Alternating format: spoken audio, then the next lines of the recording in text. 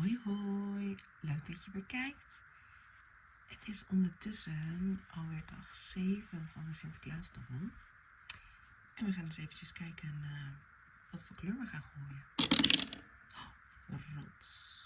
Die hebben we nog niet eerder gehad. En dat is gewoon €1. Dus dat scheelt weer. Het is gelukkig niet zo duur als dat we gisteren hadden. Toen hadden we eentje van €3 erin.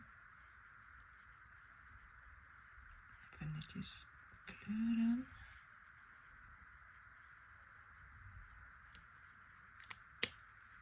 En dan gaan we €1 erbij instoppen.